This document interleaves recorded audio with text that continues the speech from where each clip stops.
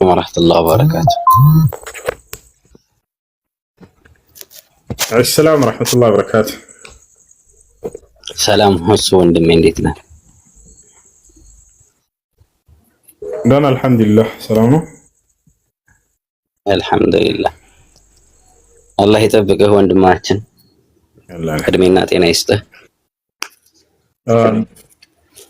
አሚን አሚን ወያኩም። የኔ ጥያቄ በእኛ ጉዳይ ነው።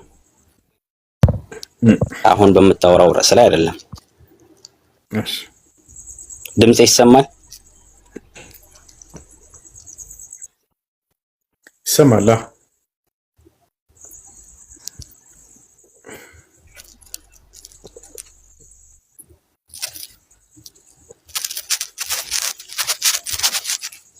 እሺ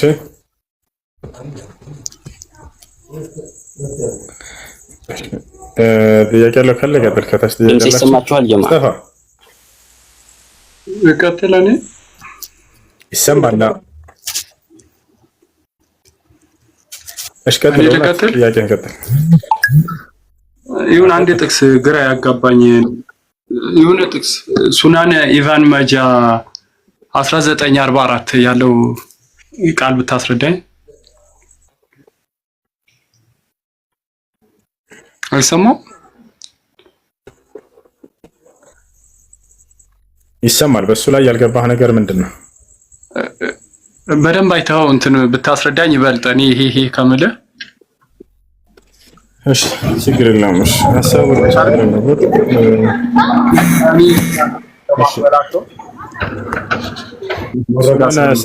ሱነን ኢብኑ ማጃ ስንት ነው ያልከው? ሱነን ኢብኑ ማጃ ስንት ነው ያልከው? 1944 1944 አይደል?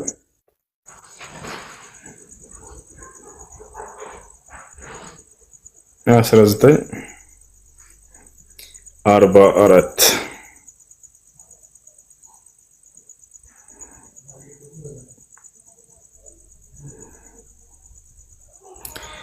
حدثنا أبو سلمة يحيى بن خلف حدثنا عبد الأعلى عن محمد بن إسحاق عن عبد الله بن أبي بكر عن عمرة عن عائشة وعن عبد الرحمن بن القاسم عن أبيها عن عائشة قالت لقد نزلت آية الرجم ورضاعة الكبير 10 ولقد كان في صحيفة تحت سريري فلما مات رسول الله صلى الله عليه وسلم وتشاغلنا بموته دخل داجن فأكلها.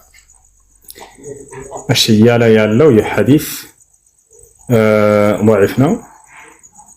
ማንኛውም እሱ እናያለን እንመለከታለን። ደካማ ሐዲስ ነው ግን ትርጉሙን ልንገርህ። ከአን አይሻ ከአይሻ ተይዞ አላህ መልካም ስራን ይወደድላት قالت እንዲህ አለች لقد نزلت آية الرجم ስለ ውግራት የምትናገር አንቀጽ በእርግጥም ወርዳለች። ያ ማለት ዝሙት የሰራ ሰው ይወገር የሚለው ማለት ነው። ባለትዳር ሆኖ ዝሙት ሲሰራ ወረضاع الكبير ልክ እንዲሁ የትልቅ ሰው ጥብ የሚል 10 ጊዜ የሚል ወለቀድ ካነ በእርግጥም ነበር في صحيفة በወረቀት ላይ ወይንም የተጻፈ ነገር ላይ تحت سريري እሱ ነገር ደግሞ ከአልጋዬ ስር ነበር አለች። ያ ነገር እነዚህ አያዎች ተጽፈው በወረቀት ወይንም ወረቀት ሳይሆን በጊዜው ባለው መጻፊያ ነገር ላይ ማለት ነው የተጻፈ ነገር ሆኖ ነበር። ያ فلما مات رسول الله صلى الله عليه وسلم يا الله ملكتኛ ነብዩ صلى الله عليه وسلم በሞቱ ጊዜ وتشاغلنا እኛም በዚያ ቢዚ በሆኑ ጊዜ بموته በሞታቸው ምክንያት በተጨናነቀን ጊዜ دخل داجن فأكلها ፍየል ገባና ያንን የተጻፈበትን ነገር በላው ብላ ተናገረች። እንደተቀለ ሐዲስ ضعيف ነው። صحيح ነው በሚለው ብንሄድ ራሱ ይሄን ይዙና ሰዎች ቁርአንን ፍየል በልቶታል ይሏቸዋል። እንደ ቁርአንን ፍየል በልቶታል ላይ ነው። እነዚህ የተጻፉ አናቅጾች ነበሩ። ጀመር እነዚህ አናቅጾች ከቁርአኑ ላይ የተሻሩ ናቸው አሉ በሚለው ብንሄድ እንኳን እነዚያ የተጻፉበትን ወረቀት በላው እንጂ ቁርአን ተበላ አይባልም። እታቸው ቁርአን ተበላ አይባልም። ቁርአን ማለት ከአላህ Subhanahu Wa Ta'ala ዘንድ በቃል የወረደ የሆነ የሚቀራ የሆነ ግልጥ ተመለኮት ነው። ያ ማለት ወረቀት ላይ ከመስፈሩ በፊት በሰዎች አይምሮ ላይ እየሰፈረ ነው። ያንን ቁርአንን በላ ሳይሆን ላይ የተጻፈበትን ተበላ ነው የሚባለው። ለወሳህ ነው በሚለው በኔ እንኳን ማለት ነው። ያ ነው። አይ ጥያቄ ያለ በዚሁ አንፃር ኦሪት ተቃጥላለች፣ ጠፍታለች አይደል?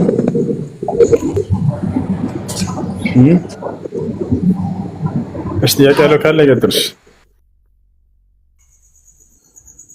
ጥያቄ ያለ ሰላም ሰላም እንዴት ነህ? ሰላም እንዴት ነህ? ደህና ነኝ። አንድ የሆነ ነገር እያስተካከልኩ ነው። ጥያቄ አለኝ። አንድ 5 ደቂቃ ጠብቀኝ። የሆነ ነገር እያስተካከልኩ ስለሆነ እሱ እስኪያስተካክል ልጠይቅ። እሱ ከ5 ደቂቃ በኋላ አገስተላካይ ጥያቄ ይቀጥል። አሁን ቅድም በነገርከን ላይ መንፈስ ቅዱስ ያልከው ነገር ግራ ገባኝ። ረሱል የመጨረሻቸው ውጊያ ላይ ልጁ እጁ ተመቶ ምናምን መንፈስ ቅዱስ ወረደላቸው ምናምን ብላ ነበር። አሁን በእስልምና መንፈስ ቅዱስ የሚባል አለ እንዴ? መንፈስ ቅዱስ አሁን ክርስትና ላይ ምንድነው መንፈስ ቅዱስ ምናምን ብላችሁ ብዙ ግራ ታጋቡናላችሁ። እነ ጅብሪልና ሚካኤል ሲመጡ ማለት ነው መንፈስ ቅዱስ ወረደ አልከናውን። በእናንተ ሲሆን ችግር የለውም፣ በእኛ ሲሆን መንፈስ ቅዱስ ችግር አለው ወይ?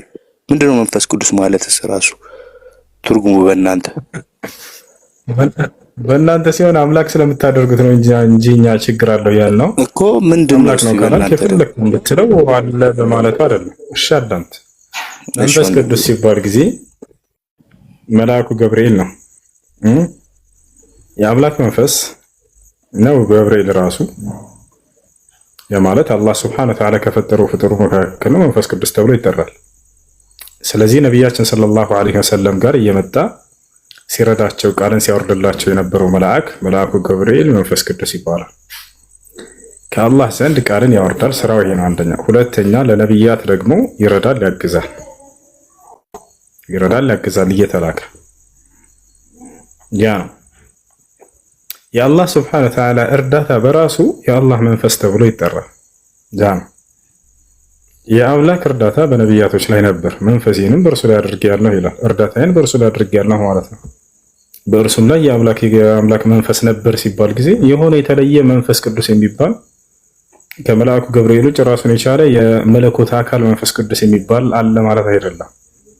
ከቻላል እና አምላክ አላህ Subhanahu Wa Ta'ala ገብርኤልን መንፈስ ቅዱስ እያለ ይጠራል። ለምሳሌ በሱረቱል በቀራ ላይ ቁርአንን ያወረደው ማን እንደሆነ ይናገራል። ከአላህ ዘንድ ገብርኤል ነው ይለናል። ጅብሪል እንደሆነ ከነገረን በኋላ በሌላ ቦታ ላይ ደግሞ ያው ራሱ ቁርአን ያወረደውን አካል ሲናገር ገብርኤል ነው እያለ ማን ነው መንፈስ ቅዱስ ነው እያለ ይጠራዋል በሌላ ቦታ ላይ። ያ ነው በሱረቱል በቀራ ላይ قل من كان عدوا لجبريل فإنه نزله على قلبك بإذن الله مصدقا لما بين يديه وهدى ورحمة للمؤمنين. بسورة النحل ላይ قل نزله روح القدس من ربك بالحق له ይሄን ቁርአን ከእኔ ከጌታህ ዘንድ ገብርኤል አወረደው ካለ በኋላ በሌላኛው ሱራ ላይ ይሄን ቁርአን ከእኔ ከጌታህ ዘንድ መንፈስ ቅዱስ አወረደው እያለ ይጠራል። ስለዚህ ያ ገብርኤል የተባለው ራሱ መንፈስ ቅዱስ ነው ማለት ነው። እሺ ጥያቄ አለ? እሺ ሌላ ጥያቄ ያለው መቀጠል ይችላል። የሚሰሩትን አያውቁምና ይቅር በላቸውስ ተመሳሳይ እኮ ነው። ፈጣሪ ለምሳሌ ተሰቅሎ ተገሎ የሚሰሩትን አያውቁምና ይቅር በላቸው። ነብዩም ተመሳሳይ ነገር ነው ያሉት። ቃላቶች ግን እየተወራረሱ አይመስልም? ነብይ ስለሆኑ ባለፉት ነብያት መንገድ ላይ መምጣታቸው ኢየሱስም ያንደ ትምህርት ነው። መንፈስ ቅዱስ ተመሳሳይ ነው። እዚህ ጋርም ደግሞ በድለዋቸው ብዙ ነገር ገለውባቸው ከጠየቅ በኋላ እሺ የተመሳሳይ ቃል መናገራቸው እንዳውም ትክክለኛ ነብይ መሆናቸውን የሚያረጋግጥላቸው ነገር ነው። ግን አይምሯቸው ላይ ክፉ ነገር ስለተጫነባቸው ኮረጆ ካልሆነ በስተቀር ሌላ አንልም አላቸው። የግዴታ ለመኮረጅ አንድ አካል ሁለት ነገራቶች ያስፈልጉታል፣ ማንበብና መጻፍ መቻል። ነብዩ ሰለላሁ ዐለይሂ ወሰለም ከዚህ የራቁ ናቸው። ነገር ግን ትምህርታቸው ከቀደሙት ነብያት ትምህርት ጋር ተመሳስሎ ስታዩ ጊዜ ለካ ሙሐመድ በቀደሙት ነብያት መንገድ ላይ ነው የመጡት ማለት ነው የሚለውን ልታገኙ ትችሉ ነበር፣ አይምሯችሁን ንጹህ ብታደርጉት። ይሄ ነው። ለማንኛውም እሺ፣ ጥያቄ አለ ይቀጥል። ሁሱዬ እዚህ ጋር ማለት ነው እንትን እንደዚህ የሚለውን ሱና አይ አሁን ኮፒ ይገለብጣሉ ካልከው አንፃር ማለት ነው እንትን የሚለውን ሱና አንነብይ ሰለላሁ ዐለይሂ ወሰለም ይቡ ሙዋፈቀታ ለልኪታብ የሚለው አለ አይደለ? ዩቱ ኮፒ ፍሮም ዘ ፒፕል ኦፍ ዘ ቡክ የሚለው እሱ እንዴት ነው የምታየው? እንትን ነው በእሱ አስተምሮ ሳይሆን ካለ ትእዛዝ ባልመጣላቸው ጊዜ ይገለብጡ ነበር ይላልና እሱ እንዴት ነው የምታየው? ይገለብጡ ነበር ይስማሙ ነበረ ነው አረብኛ ለብጥ እንግሊዘኛው ይገለብጡ ነበር እንግሊዘኛው ይገለብጡ ነበር ነው የሚለው። አረብኛው ደግሞ ከአህለል ኪታቦች ጋር ይስማሙ መስማማትን ይወዱ ነበር።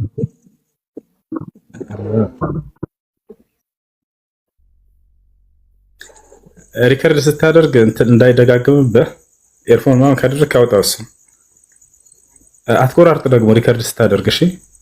ባለፈው እዚህ አውርተሽ ሄድሽውን ሪከርድ አድርገሽ እየፎከርሽ የለጠፍሽው ሰዎች በውስጥ ልከውልኛል። አድርግ፣ ችግር የለውም። ገብቶሃል?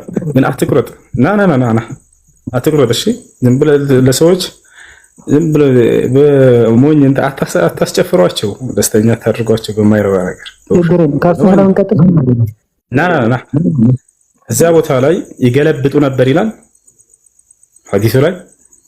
እንግሊዘኛው the prophet used to copy from the people of the አረበኛ ስታነብ ነበር ቅድም አይደለ? አረበኛው ምንድን ነው ያልከው? አሁን ድገማ። አረበኛው የሚለው መስማማትን ይወዱ ነበረ ነው የሚለው። አንብበው። አረበኛው ምን ነበር ያልከኝ? አሁን አረበኛውን ቃል ቅድም ስትናገር ይቡ ሙዋፈቀታ ነው የሚለው። ይቡ ሙዋፈቀታ አለል ኪታቢ ነው የሚለው። እስኪ አንብበው አውጣና ትልቁ ላይ ነው ክፈተው ሐዲስ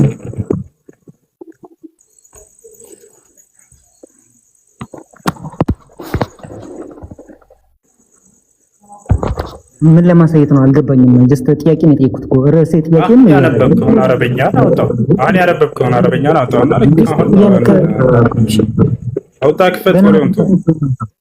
የትኛው ሱና? እሺ ሱና ንገረኝ። አሁን የተናገርከውን ሐዲስ ክፈተው። ባይሙሬ ነበር ያዝኩት። ክፈተው እንጂ። እሺ ጠብቀኛ፣ ታገሰኝ። ማለት ምንድነው ላይክ እስከዛ ጥያቄ አለው ሳይቀጥል እውነት ጥያቄ አለ?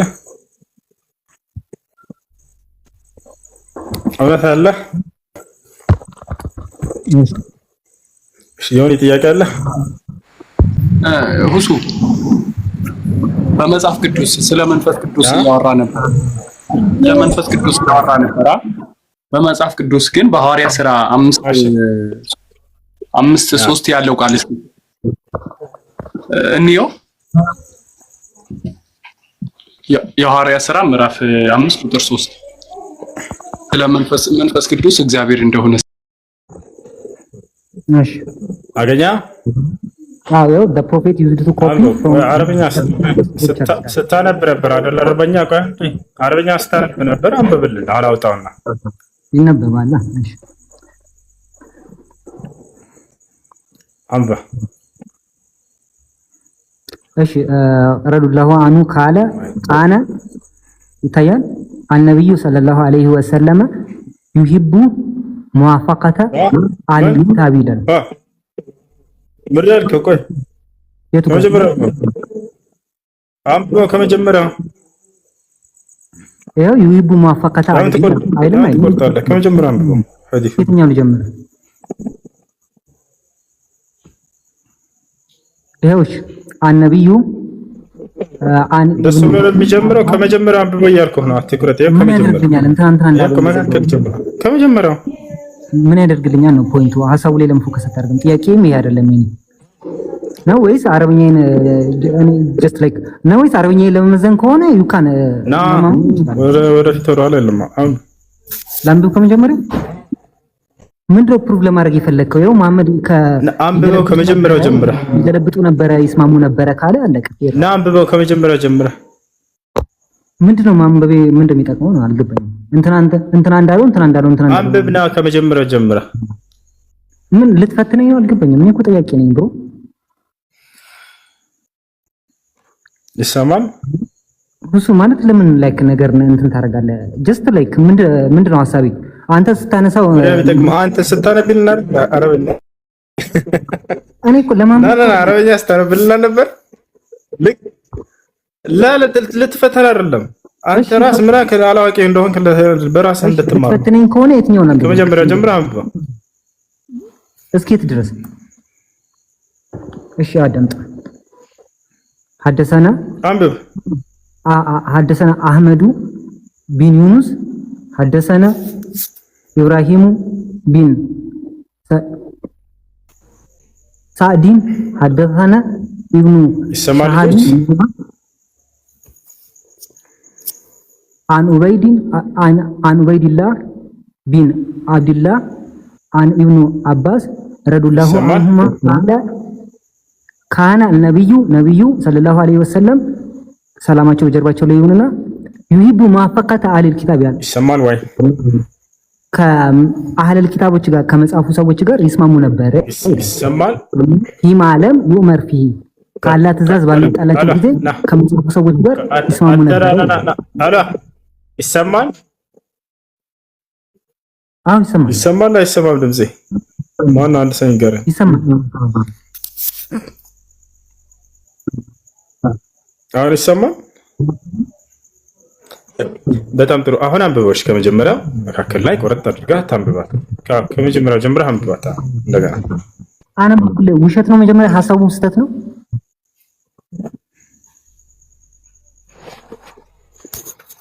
ለምንድን ነው ጊዜ በዚህ የምታቃጥለው? እኔ ጥያቄ ይሄ አይደለም። እኔ ጥያቄ ይሄ ከምን አንፃር ይታያል? ልክ ይሰማሉ። ሰው አንብበ እንጂ ልትፈተነኝ ነው? እኔ አረብኛ እንትን አይደለሁም። ምንድን ነው አልገባኝም። እኔ አንብበ እንጂ አላ እንኳን እኔ እኮ ማለት ነው ኢቭን የእስልምናው ነብይ ራሱ ላይክ ማንበብ አይችልም አይደል እንዴ? ለምን እንደ ትልቅ ነገር አድርገን እንትን ታደርገዋል? ይሰማቻል ልጆች?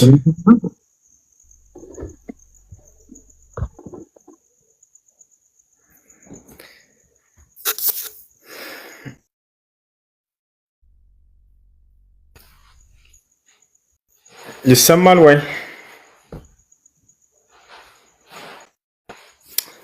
አይ ኔትወርክ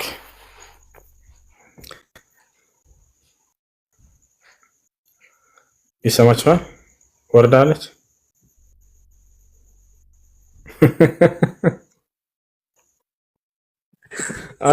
አለው የሰርዳ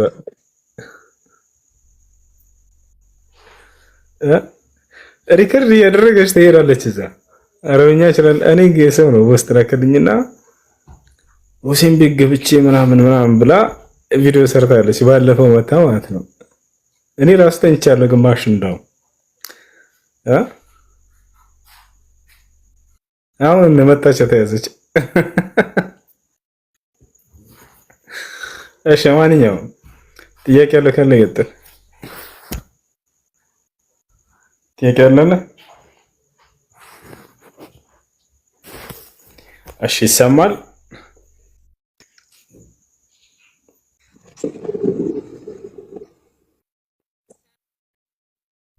ወይሰላም አንዴ ለምን ታባ አታድርጉም? ሰዎች ታባ አድርጉ፣ ኮፒ ሊንክ አድርጉ። እሺ እንትን ነው ጥያቄ ነበር። እሺ ጥያቄሽ ምንድን ነው? እኔን እግሬን በጣም ነው የሚያመኝ፣ ግን ወንበር ላይ ለመስገድ ይፈቀዳል? ይቻላል። የታመመ ሰው ወንበር ላይ ቁጭ ብሎ መስገድ ይችላል። ነቢያችን ሰለላሁ ዐለይሂ ወሰለም ሐዲስ ላይ ሲናገሩ صلي قائما فإن لم تستطع فقاعدا فإن لم تستطع فعلى جنب فإن لم تستطع فأومئ إيمانا ነው። ቁማችሁ ስገዱ። ቁማችሁ መስገድ ካልቻላችሁ ቁጭ ብላችሁ ስገዱ። ቁጭ ብላችሁ መስገድ ካልቻላችሁ ተኝታችሁ ስገዱ። ተኝታችሁ መስገድ ካልቻላችሁ በማመላከት ወይም በመጥቀስ ስገዱ ብሏል። አይ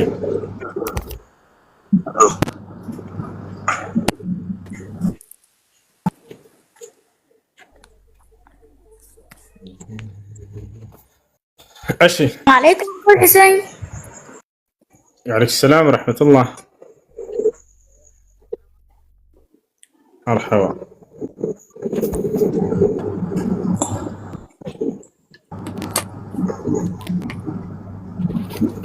ماشي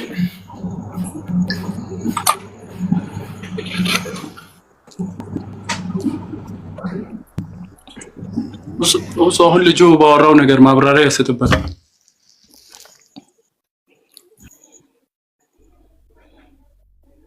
እኔም ጠይቄ ነበር። እሺ ምንድነው ያላችሁት? ተሳድቧል ነብዩ ሰለላሁ ዐለይሂ ወሰለም እኮ ያንተን መለስኩልህ። ሐዲሱ ቅድም ስናገር ነበር አልሰማኝም? የጠየቅኩ እኮ የሐዋርያ ስራ እኮ ነው። የሐዋርያ ስራ መጀመሪያ የሰጠው ሐዲስ የመጀመሪያማ ሰምቻለሁ፣ በደንብ ሰምቻለሁ። እሱ ተረዳሁ ማለት እኔ በሌላ አንግል ነበር ያየሁት የነበረው። እሺ ቀጣይ ጥያቄ ምንድነው? ስለ መንፈስ ቅዱስ እያወራ ነበር። ስለ መንፈስ ቅዱስ እያወራ ነበር። በሐዋርያ ስራ ምዕራፍ 5 ቁጥር 3 ያለው ቃል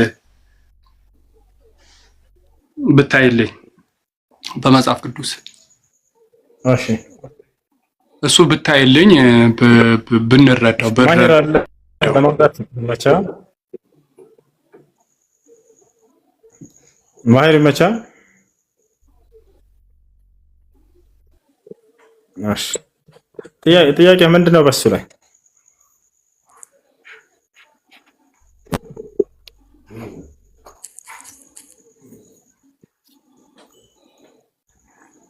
ይሰማ ልጆች ኔትወርክ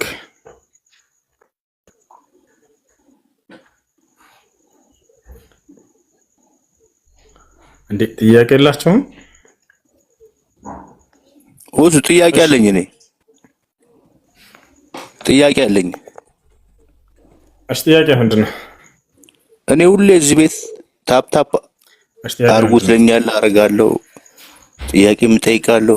እስቲ ዛሬ ፎሎ አርጉት በል እስቲ ካፍ ይውጣ። ይቻላል? ለካፊር ይቻላል ፎሎ አርጉት ማለት? ፎሎ አርጉት ማለት ባረከዱን ከአኼራ ወጥቻለሁ፣ ወደ ዱንያ ነው የመጣሁበት። ኢየሱስ ክርስቶስ እኔ አምላካችሁ ነኝ ፎሎ አርጉት ማለት ይቻላል? አምልኩኝ አይደል? አዳም አይሰማም እንዴ? ምን ይሻላል? ኦኬ አውርዱት ማለት ነው የሚቻለው። ነዝለው ታህት ያላ ሌላ ጊዜ ትጫወታለህ። ዮሴፍ ሰላም፣ እንዴት ነህ? ሰላም እንደምን አለ ሁሱ? ኡስታዝ ሁሴን ሰላም ብያለሁ። ጥያቄ አለ ሰምናለ? አዎ ትንሽ ጥያቄ ነበረኝ።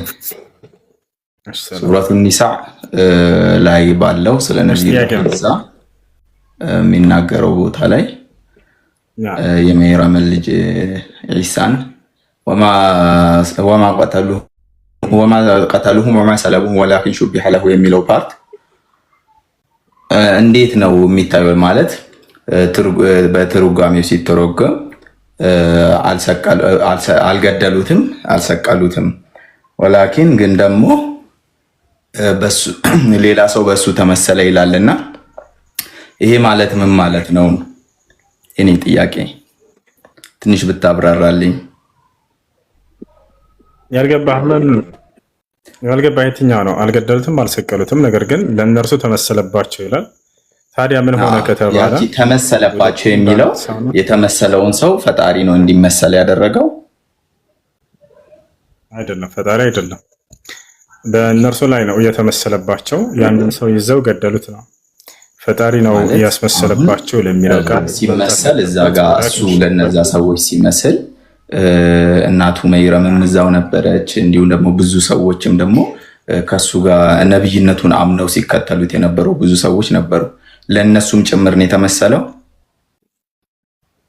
አይደለም። ይህ እናቱ መርየም እዛ ነበረች የሚል የለም፣ በቁርአንም በሐዲስም ላይ እንደሱ የሚል የለም። ነገር ግን በእስልምና አስተምህሮ ቀድሞ አላህ ሱብሓነሁ ወተዓላ እንደሚያነሳው ለኢሳ ነግሮታል። ሐዋርያቶችም ያንን ያውቃሉ፣ የኢሳን ትምህርት ሁሉ ይሰማሉና እሱ ነገር። ስለዚህ ማለት ላይ የፈጠረባቸው ነገር የለም። እሱ ለምሳሌ አላህ ቀድሞ አሳውቆታል ወይ ደግሞ ለሱ ምልክት ወይ ደግሞ የሆነ ያ ነገር እንደሚፈጠር አሳይቶታል የሚል ስላላነበብክ ነው። ቀድሞ እንደሚያነሳ አላህ ሱብሓነሁ ወተዓላ አሳውቆታል። ቁርአን ላይ ደግሞ አላገኘውም ብዬ ነው እኔ ቁርአን ላይ ያገኘሁት ቀድሞ እንደሚያነሳ አላህ የሆነ ብቻ ነው። ወማ ቀተሉሁም ወማ ሰለቡሁም ቀድሞ እንደሚያነሳው አላህ አሳውቆታል። ያስቀመጠው አይሰማም እንደ ልጆች ከዚያ በፊት እንደሚያነሳው ነግሮታል። ዒሳ እያልኩህ ነው። አሳይ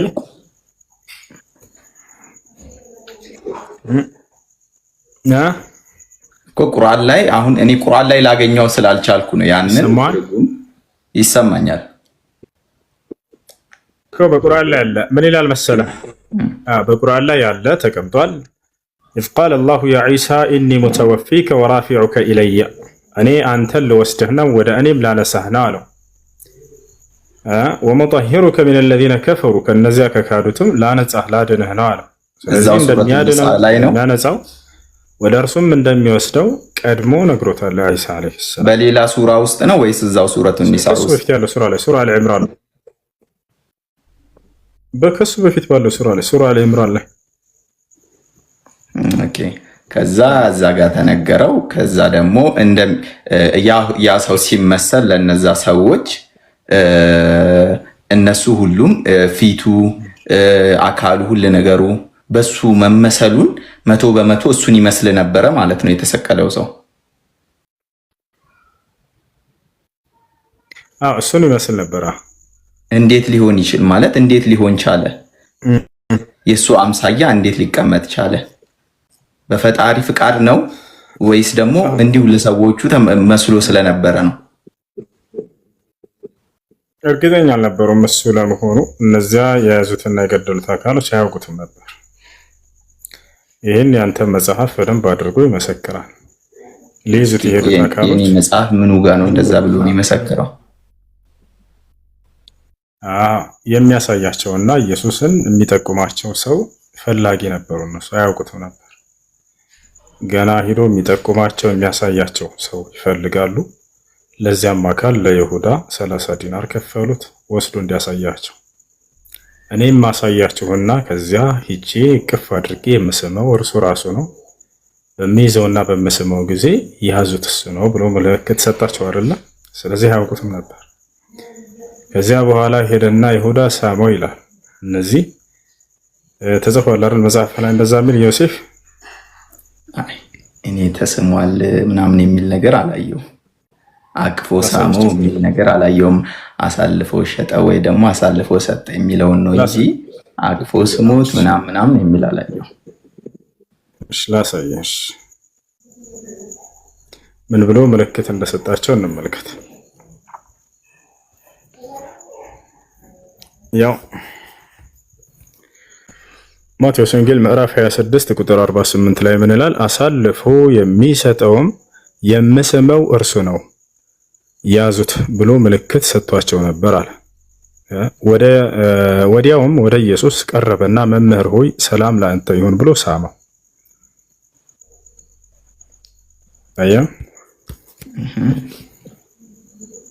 ከዛ በዛ የተነሳ እሱ ስለዚህ እዛ ጋር እሱ የሳመውና ያቀፈው ሰው ሌላ ሰው ነው ማለት ነው። እሱ ራሱ አይደለም፣ ነብዩላህ ኢሳ አይደሉም ማለት ነው። ወደ እሱ ልንመጣ ነው። ግን አሁን እንድትይዝ የፈለግኩት ነገር እነዚህ አካሎች አያውቁትም ነበር። የገደሉትና የሰቀሉት አካሎች የሚጠቁማቸው ሰው ይፈልጉ ነበር። ምን ምልክት ሰጣቸው? እኔ ሂጄ የማቅፈውና የምስመው ሰው አለ፣ እሱን ስመው ጊዜ ምልክት ይሆናቸዋል ብሎ ምልክት ሰጣቸው። ስስመው ጊዜ የያዙት እሱ ነው ብሎ ነገራቸው። ሄደና ሳመው ይላል። አይደለ? አንደኛው መጽሐፍ እንደዚህ ይላል። አሁን ሌላኛው መጽሐፍ ዮሐንስ ላይ ስትሄድ ደግሞ በፍጹም ይሄን ታሪክ አያነሳም። ሄዶ ቀርቦ ሳመው ምናምን አይደለም የሚለው፣ ይጋጫል እርስ በራሱ። ዮሐንስ ጋር ስትሄድ ሌላ ታሪክ ነው። ሶስቱ ወንጌላቶች ይሄን ቃል ይናገራሉ፣ ማቴዎስ፣ ማርቆስና ሉቃስ።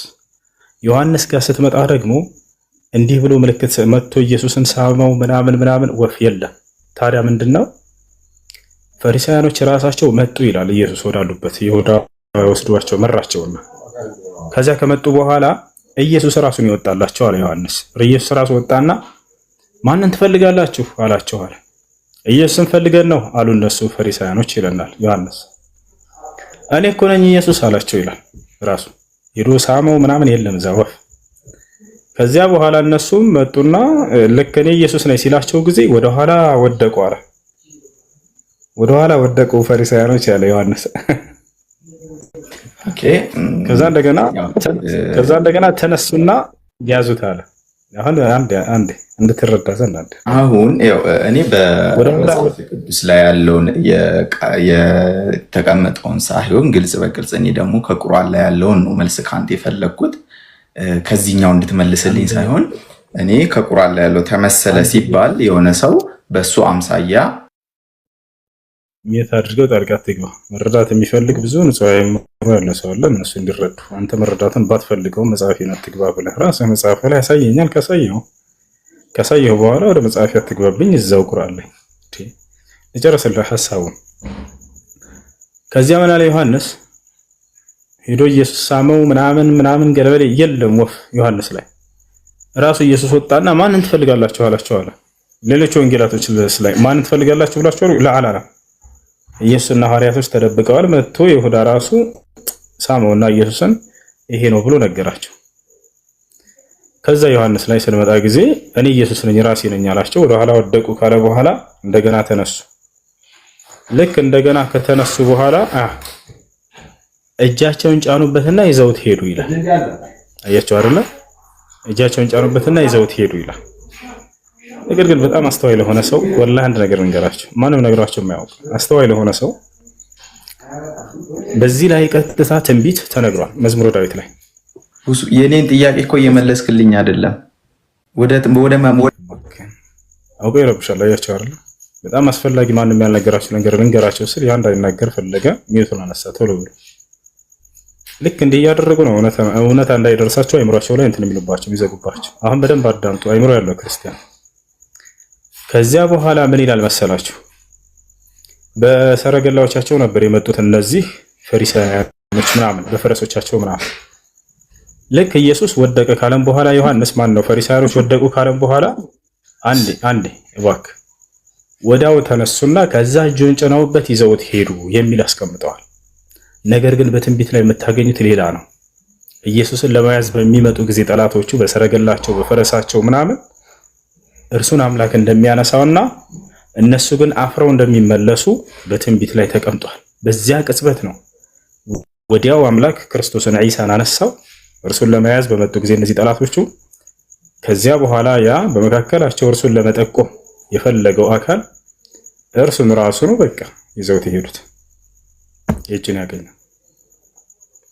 ኑ ላሳያችሁ ምን እንደሚል በደንብ አስተዋይ ለሆነ ሰው እንመልከታው። ከዮሐንስ ወንጌል ጀምርላችሁ። ዮሐንስ ወንጌል ላይ እንግባ። ዮሐንስ ወንጌል ላይ ትገባላችሁ። ምዕራፍ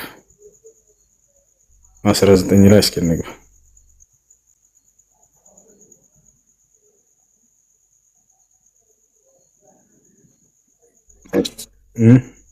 አንድ ቀን እሺ፣ ያውና ተመልከቱ፣ በደንብ አዳምጡ። ኢየሱስም ይህም ብሎ አትክልት ወዳለበት ስፍራ ወደ ቄድሮን ወንዝ ማዶ ከደቀ መዛሙርቱ ጋር ወጣ። እርሱም ደቀ መዛሙርቱም በዚያ ገቡ። ኢየሱስም ደቀ መዛሙርቱም በዚያ ብዙ ጊዜ ወደዚያ ስለተሰበሰቡ አሳልፎ የሰጠው ይሁዳ ደግሞ ስፍራውን ያውቅ ነበር። ስለዚህ ይሁዳ ጭፍሮችንና የካህናት አለቆችን ከፈሪሳውያኖችም ሌሎችን ተቀብሎ በችቦና በፋና ጦርም ይዞ ወደዚያ መጣ ይላል። ኢየሱስም የሚመጣበትን ሁሉ አውቆ ወጣና ማንን ትፈልጋላችሁ አላቸው። ተመልከቱ፣ ይሁዳ መጥቶ ሳመው ምናምን የለም። ገብታችኋል? ኢየሱስም ወጣና ምን አላቸው? ማንን ትፈልጋላችሁ አላቸው። የናዝሬቱን ኢየሱስን ብለው መለሱለት። የጀማዓ አያውቁትም ነበር እምላችሁ። ለዚህ ነው እነዚህ ሰዎች የሚያውቁትን ሰው ቢሆን ኖሮ ለመያዝ የመጡት ማንን ትፈልጋላችሁ ብሎ ይጠይቃቸዋል። ቀጥታን ጥጥረው ይዘው ነበር የሚሄዱት። ግን አያውቁትም። እነዚህ ሰዎች ገና እየፈለጉ ነው። ገብታችኋል? ስለዚህ ተመሰለባቸው ቢባል ምንድነው ድንቅ የሚሆነው ነገር? ምክንያት የሚያውቁትን ሰው ሊይዙ ቢመጡ ኖሮ እሺ፣ ግን አያውቁትም እያልኳቸው ነው። ማንን ትፈልጋላችሁ አላቸው። ራሱ ወጥቶ ይለናል። ሌሎች ወንጌላቶች ላይ ማንን ትፈልጋላችሁ አላለም ኢየሱስ። ዮሐንስ ነው መጥቶ ማንን ትፈልጋላችሁ ብሎ ራሱ ነው ስለራሱ የነገራቸው ይላል። ሌሎች ደግሞ የለም መጥቶ ኢየሱስ ሳመው ነው። እዚህ ጋር ሳመው ምናምን ወፍ ኢየሱስን እንፈልገን የናዝሬቱን ኢየሱስን ብለው መለሱለት። ኢየሱስ እኔ ነኝ አላቸው። ተመልከቱ፣ ቅድም እንዳልኳችሁ እኔ ነኝ አላቸው። አሳልፎ የሰጠው ይሁዳ ደግሞ ከእነርሱ ጋር ቆሞ ነበር። ከዚያ ሳመው ወይ ወፍ እንግዲህ እኔ ነኝ ባላቸው ጊዜ ወደ ኋላ አፈግፍገው በምድር ወደቁ አለ። ወደ ኋላ ወደቁ። ተመልከቱ። ደግሞም ማንን ትፈልጋላችሁ ብሎ ጠየቃቸው። እነርሱም የናዝሬቱን ኢየሱስን አሉት። አሁንም ደግሞ ኢየሱስ መልሶ እኔ ነኝ ያልኳችሁ፣ እንግዲህ እኔን ትፈልጉ እንደሆናችሁ እነዚህ ሄዱ ተዋቸው አለ። ገብታችኋል? አሁን በዚህ ቅጽበት ነው እነዚህ ወደ ኋላ ይወድቃሉ። ከዚያ በኋላ አምላክ ወዳው እንደሚወስደው በወደቁበት ቅጽበት ከነርሱ አይን ነጥቆ እንደሚወስደው ተነግሯል በትንቢት ላይ። እንመልከተው። ቀጥታ የት እንሄዳለን? መዝሙር ላይ መዝሙረ ዳዊት ላይ ነው። ተመልከቱ።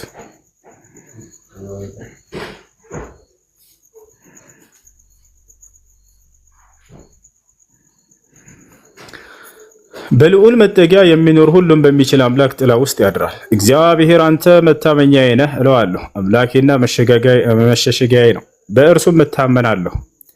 እርሱ ከአዳኝ ወጥመድ ከሚያስደነግጥ ነገር ያድንሃል። በላባዎቹ ይጋርድሃል፣ በክንፎቹም በታች ትተማመናለህ። እውነት እንደ ጋሻ ይከብሃል። ከሌሊት ግርማ፣ በቀን ከሚበር ፍላጻ፣ በጨለማ ከሚሄድ ክፉ ነገር፣ ከአደጋና ከቀትር ጋኔን አትፈራም። በአጠገብህ 1000 በቀኝም 10,000 ይወድቃሉ አለ። ወደቁ። ከዚያስ ምን ያደርገዋል አምላክ እርሱን ኢየሱስን? ወደ አንተ ግን አይቀርቡም አለ። በፍጹም አይቀርቡትም። እነዚህ አካሎች በአይኖችህ ብቻ ትመለከታለህ አለ። አንተ ቆመህ ታያቸዋለህ። የኃጢአንን ብድራትን ታያለህ አለ። አቤቱ አንተ ተስፋዬ ነህና ልዑል መጠጊያዬን አድርግ። ክፉ ነገር ወደ አንተ አይቀርብም፣ መቅሰፍትም ወደ ቤትህ አይገባም።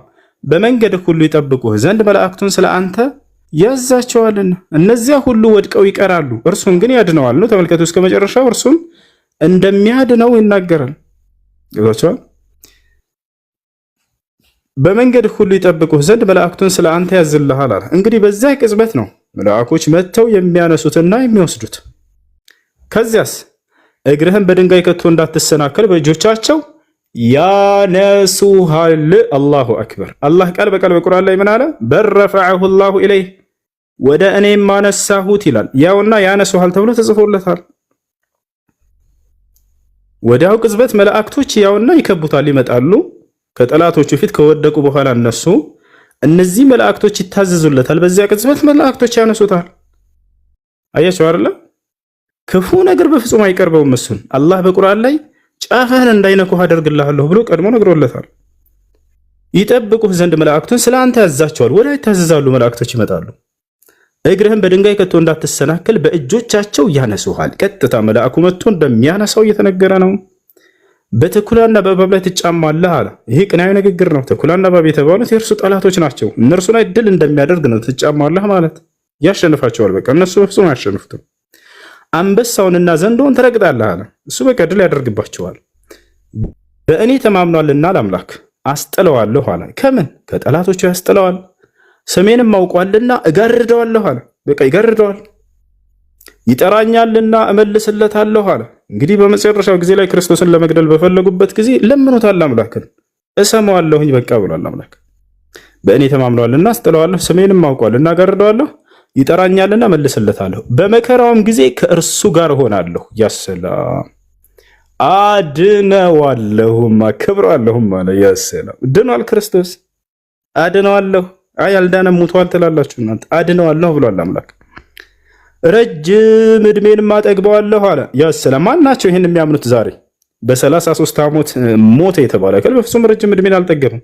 እስካሁን ረጅም እድሜን እየጠገበ ነው ብሎ የሚያምኑት ሙስሊሞች ናቸው። ያው ሳይገደል ሳይሰቀል በህይወት እየኖረ ነው እስካሁን በሰማይ ላይ ብለን እናምናለን። 33 ዓመት የሞተ አካል ግን በፍጹም ረጅም እድሜን ጠግበዋል ሊባል አይችልም። ከእርሱ በላይ የኖረ ነፍ ህዝብ አለና በዚህ ዓለም ላይ ረጅም እድሜን አጠግበዋለሁ አለ። እስከ ዘመኑ ፍጻሜ ድረስ ክርስቶስ አይሞትም። ገብቷችኋል? ረጅም እድሜን ይጠግባል። ገና በሰማይ ላይ እየኖረ ነው። የዘመኑ ፍጻሜ ከመድረሱ በፊት ከሰማይ ይወርዳል። ከዚያ በኋላ ነው የሚሞተው አሉ ነብዩ ሰለላሁ ዐለይሂ ወሰለም ሲናገሩ። ረጅም እድሜን አጠግበዋለሁ ማዳኔንም ያሳየዋለሁ። ያ ያል ክርስቶስ መዳን ነው ራሱ። ድኗል። ያው አምላክ ድኗል እያለ ነው፣ አድነዋለሁ እያለ ነው። እነዚያ ወድቀው ይቀራሉ። ያውና እነሱ ግን ከፊት ለፊቱ ወድቀው ይቀራሉ። እርሱ ያያቸዋል ቁሙ ዝም ብሎ አለ። ያው ዮሐንስ ወንጌልም ላይ ምን አለ? ወደቁ ከፊታቸው ሆኖ ዝም ብሎ ያያቸው ነበር። እርሱ በዚያ ቅጽበት መላእክቶች ወርደው እንደሚያድኑት ትንቢት ተነግሮለታል። ገብቷቸዋል። እነዚህ መላእክቶችም ያነሱሃል ተብሏል። አላህ ቃል በቃል በቁርአን ላይ ያነሳሁት ወደ ሰማይ ብሎ ተናገረ። መላእክቶች ልኮ ይህን ይመስላል። ስለዚህ ክርስቶስ ድኗል። አምላክ አክብሮታል፣ አላዋረደውም። ለነዚያ ለወንበዴዎች አሳልፎ አልሰጠውም። ገብቷቸዋል። ለዚህ ነው አምላክ አላህ ሱብሓነሁ ወተዓላ በል ረፈዐሁ ላሁ ኢለይህ ያለ ወደ እኔም በእውነት አንስቼዋለሁኝ አለ። በመላእክቶች በኩል አምላክ አላህ ሱብሓነሁ ወተዓላ አንስቶታል። እሺ ጥያቄ አለ? ቀጥል።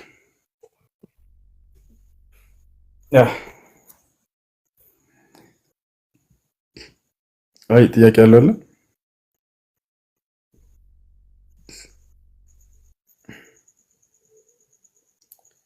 ጥያቄ አለ ነው?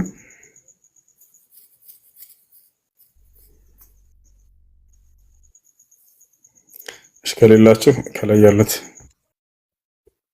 نعم اسمعك. حالك إن شاء الله تمام يا أخوي حسين؟ الحمد لله بخير.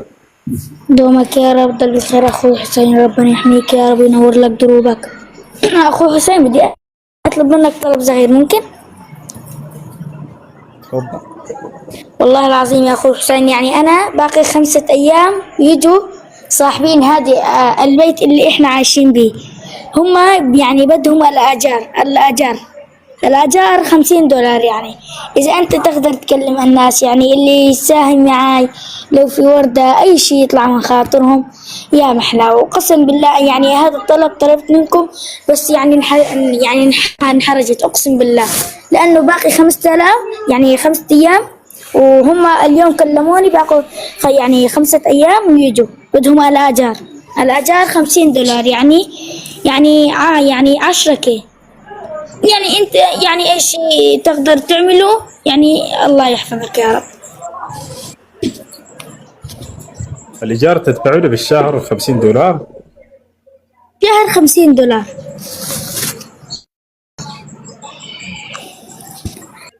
እሺ ሰው የሚያውቀው በخبره እሺ ልጅ እያለ ያለው ፍልስጤም ልጅ ነው። የቤት ኪራይ ያለብን ከትንሽ ቀናቶች በኋላ ያንን እንከፍላለን። በየወሩ $50 ነው የምከፍለው የቤት ኪራይ እና ለዚያ እንዳግዙኝ ጊፍት እንዲሰጡኝ ንገርልኝ እያለ ነው።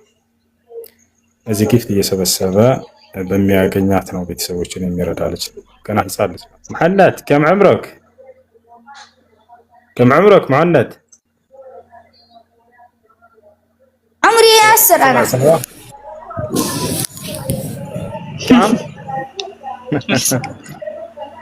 كم عمرك مهند؟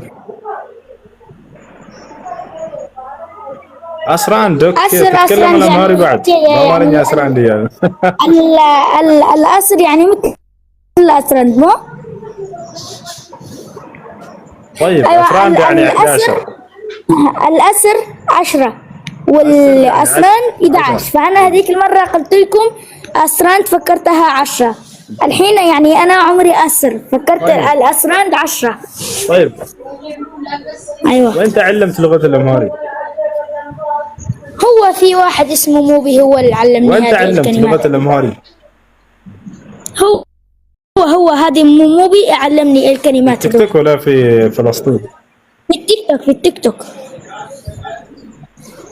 طيب أمسك لنا جميعا شكرا لكم ربنا يحميكم يا رب. ኦኬ እና ልጆች ያላችሁ ልጆች አንድ ጊፍት ስጡት። እሺ አንዴ አሁን ለሱ ትንሽ ደቂቃዎች ተነስተው ያሰላ طيب ጊፍት ያላችሁ አንዴ ስጡት። አንዴ ማን ነው እስኪ የሚያስደስተው? ሁላችሁም ያላችሁን ገፍተር አድርጉለት። ባረከላሁ ፊኩም። ኦኬ ባረከላሁ ፊኩም። አግዙት። እሺ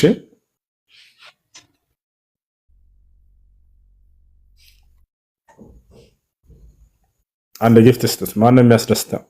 በትልቁ ላይ አድርገው። እሺ ما يتنبيعلاش. طيب إن شاء الله بس أنت نبرلتنا نقدر له مهند ممكن تكلمني؟ أشكرهم ولا يعني أنت بكيفك ولا يعني مشان ما أزعجكم يعني أعمل ميوت ولا أشكر الناس يعني مشان ما أزعجكم يعني مشان ما أقاطعكم. ادعي لهم بس. طيب حسوي لهم دعاء. ادعي لهم الآن هم يعطونك الهدايا. طيب يلا حأدعي لهم. يلا.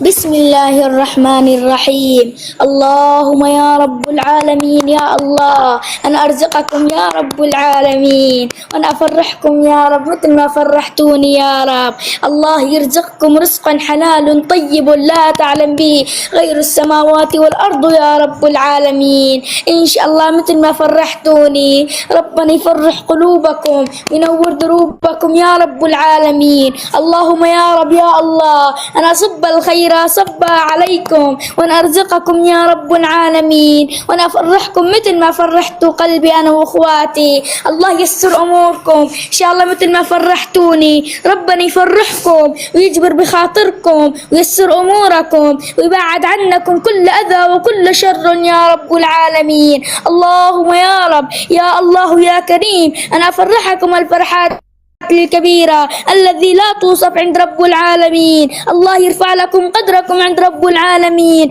إن شاء الله دائما تكونوا في أعلى المراتب يا رب. الله يخلي لكم الوالدة والوالد. الله يحقق لكم كل أمنياتكم وكل أحلامكم يا رب العالمين. اللهم يا رب وأنت الكريم يا رزاق أنا أرزقكم وأنا أحميكم وأنا أنور دروبكم يا رب العالمين. الله يجبر لكم بخاطركم يا رب. الله يرفع قدركم عند رب العالمين. إن شاء الله دائما تكونوا في أعلى المراتب يا رب. إن شاء الله تمسكوا الطراب يقلب بين إيديكم ذهب يا رب العالمين. اللهم يا رب يا الله يا كريم أنا أفرحكم الفرحات الكبيرة الذي لا توصف عند رب العالمين. اللهم يا رب يا الله وأنت الكريم يا رزاق أنا أرزقكم من حيث لا تحتسب يا رب العالمين. إن شاء الله مثل ما فرحت قلبي الله يفرحكم وينور دروبكم ويبعد عنكم كل أذى وكل شر يا رب العالمين. اللهم يا رب وأنت الكريم يا جبار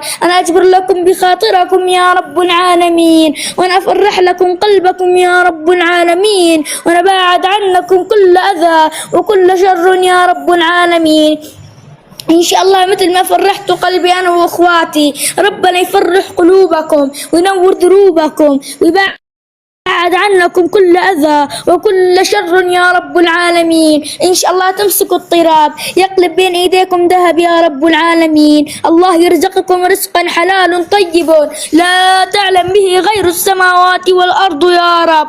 اللهم يا رب يا الله في جاء اليوم الفضيل أنا أحميكم يا رب العالمين ونرزقكم من حيث لا تحتسب يا رب. اللهم يا رب يا كريم يا جبار أنا أجبر لكم بخاطركم أنا أحميكم وأنا أفرحكم يا رب العالمين. اللهم يا رب وأنت الجبار يا الله أنا أرزقكم من حيث لا تحتسب يا رب وأنا أفرحكم يا رب العالمين وأنا بعد عنكم كل أذى وكل شر يا رب العالمين. إن شاء الله تمسكوا الطراب يقلب بين إيديكم ذهب يا رب العالمين. اللهم يا رب وأنت الكريم يا جبار أنا أجبر لكم بخاطركم يا رب العالمين وأنا أفرح قلوبكم إن شاء الله مثل ما فرحتوني. إن شاء الله مثل ما فرحتوني الله يفرحكم ويجبر بخاطركم وينور دروبكم ويبعد عنكم كل أذى وكل شر يا رب العالمين. إن شاء الله مثل ما عم تفرحوا قلبي الله يفرح قلبكم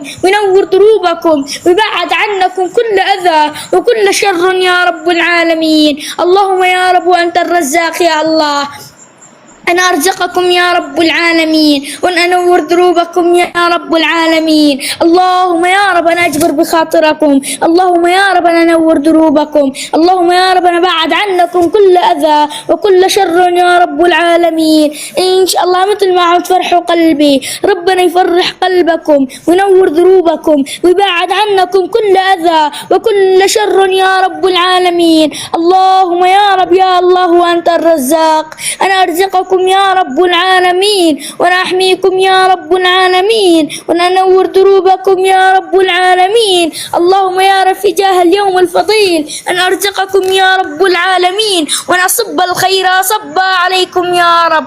اللهم يا رب أنا أفتح لكم أبواب الرزق وأبواب الجنة يا رب العالمين. الله يقويكم في عملكم يا رب العالمين. الله يحقق لكم كل أمنياتكم وكل أحلامكم يا رب العالمين. اللهم يا رب وأنت الرزاق، أنا أرزقكم من حيث لا تحتسب يا رب العالمين، ونأجبر بخاطركم يا رب.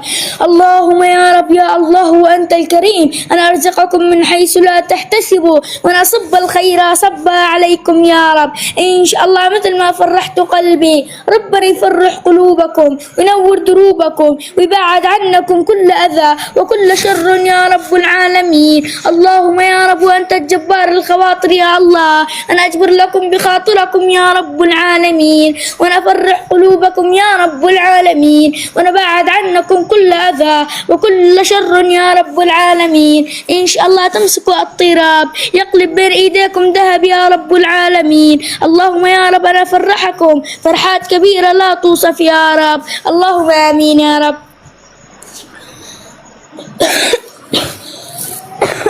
بارك الله فيك وجزاك الله آمين يا رب. آمين.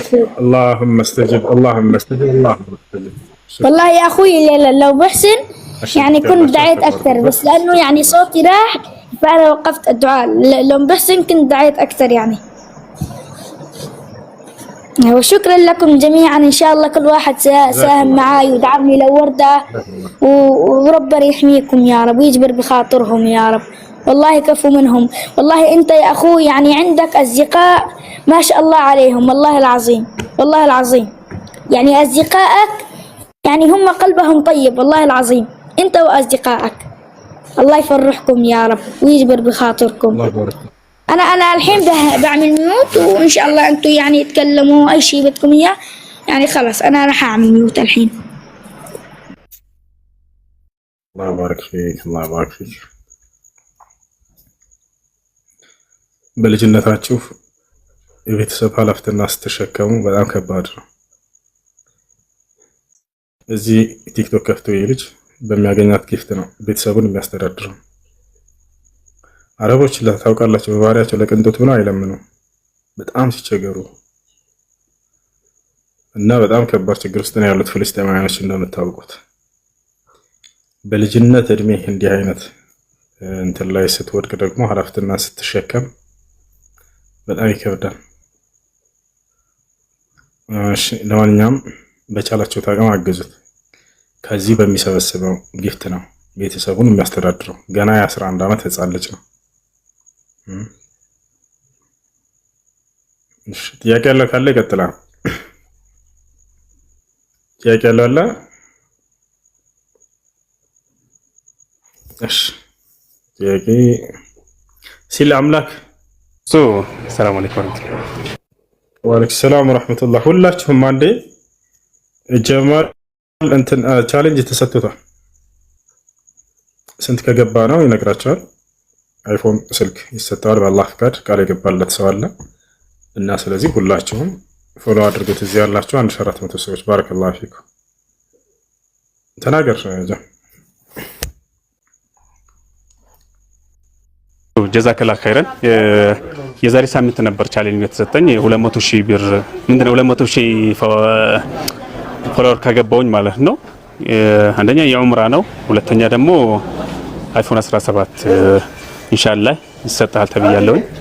ሳምንት እንግዲህ የዛሬ ሳምንት ነው፣ ገና 100,000 አልገባውምና ኢንሻአላህ በርግጥ ፎሎ አድርጉኝ ማለቱ ይከብዳል፣ ግን ብዙ ሰዎች ቪዲዮም እየሰሩም እንደዚህም በየቦታው ኮሜንቱም ደግሞ ሜንሽን እያደረጉ ስለሆነ አንተ ያገዝከን አይደለም ገዝተ ላይ ገብተህ ፎሎ አድርጉኝ በል ያሉኝ ስለሆነ ነውና ኢንሻአላህ እህት ወንድሞች ብትተባበሩኝ ደስ ይለኛል። ጀዛኩሙላሁ ኸይረን። ጀማልን ፎሎ አድርጉት፣ እሱን ፎሎ አድርጉት። እሺ ሲል አምላክ ላይ ጥያቄ አለ? ሲል አምላክ ማክ ይቻላል አብሽር ይቻላል ይቻላል። አብሽር። አይ መርሐባ። ይቻላል። ጥያቄ ያለው ካለ መግባት ይችላል።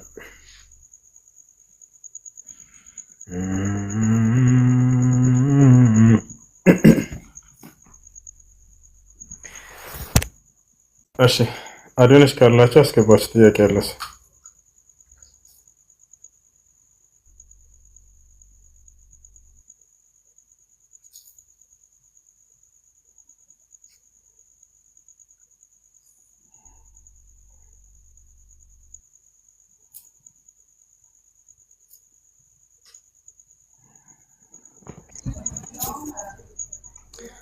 እሺ አይሰማም? ይሰማል።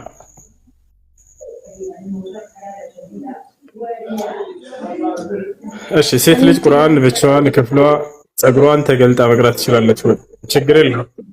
እሺ ሴቶች ብቻቸውን ከሆኑ አጠገባቸው ባዶ እስከሌለ ድረስ ጸጉሯን ተገልጠው ቢቀሩ ችግር የለም። እሺ ጥያቄሽ ምንድን ነው? ጥያቄ እኔ ስለ ሰብር አንድ የተበደለ ሰው ያክል እንደዚህ አይነት እንትን በአላህ ዘንድ ያለው። እሺ ስለ ሰብር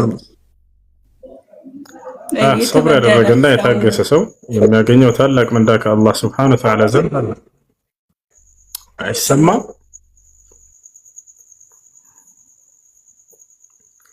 አይሰማም?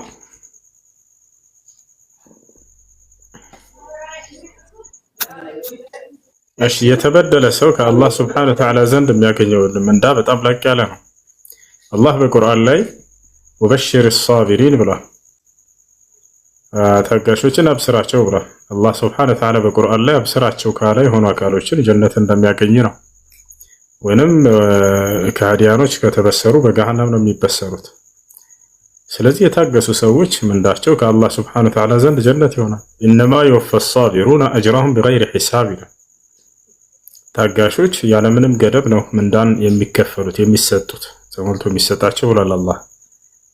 በሌላ ቦታ ላይ በሱረቱ الرعد ላይ አላህ Subhanahu Wa Ta'ala ሲናገር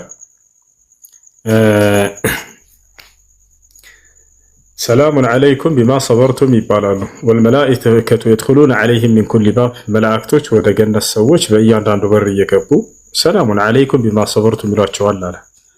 ሰብር በማድረጋቸው ወይንም በመታገሳቸው ምክንያት የአላህ ሰላም በእናንተ ላይ ይስፈን ይሏቸዋል እና በሰብር ምክንያት ገነት እንዳገኙ እየተናገረ ነው። ስለዚህ ሰብር ማድረግ ትዕግስት ማድረግ በጣም ታላቅ ምንዳን የሚያስገኝ የሆነ መልካም ስራ ነው እና አላህ በቁርአን ላይ እንደተናገረው ያ አዩሃ الذين آمنوا اصبروا وصابروا ورابطوا واتقوا الله لعلكم تفلحون ብሏል። اصبروا እናንተ ያመናችሁ ሰዎች ሆይ ታገሱ ትድኑ ዘንድ አለ መጨረሻ ላይ የድህነት መንገድ ነው ትዕግስት እና ይህን ይመስላል።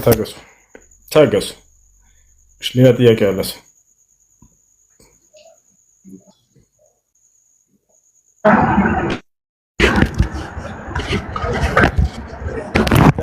የሚቀጥለው ሰው እኔ አሁን ነው የገባሁት። እርግጥ እሺ ቀጥል። ሰላም አለይኩም ወራህመቱላሂ ወበረካቱ። ወአለይኩም ሰላም ወራህመቱላሂ ወበረካቱ። አሁን እንዴት ነህ? በስንት ጊዜ በስንት መከራ ነው ያገኘው። ስላገኘው በጣም አመሰግናለሁ። ደስ ብሎኛል ስላገኘው። ጥያቄ ነበረኝ ግን ትንሽ ውስብስብ የሆነ ጥያቄ ነው። ጥያቄ ምንድን ነው? ጥያቄ ከዚህ በፊት በሰው አደራ ገንዘብ አስቀምጬ ነበር እና ያስቀመጥኩበት ሰው በጊዜው በፈለኩት ሰዓት ገንዘቤን ሊሰጠኝ አልቻለም።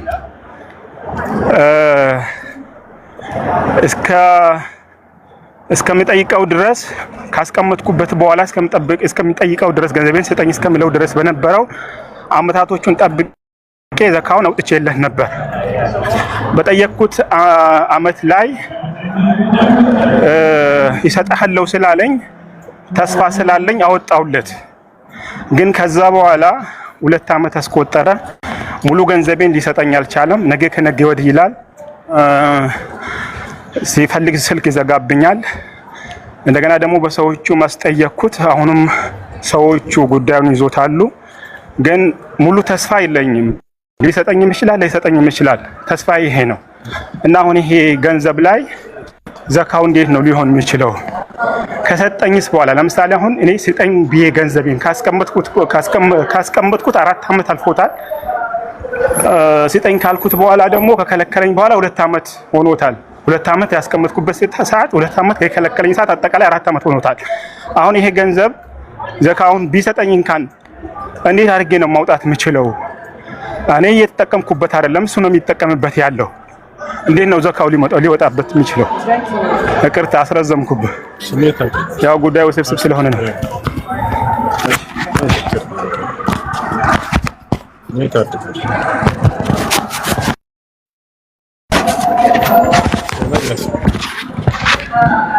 ሌላ ጥያቄ አለ ወንድም?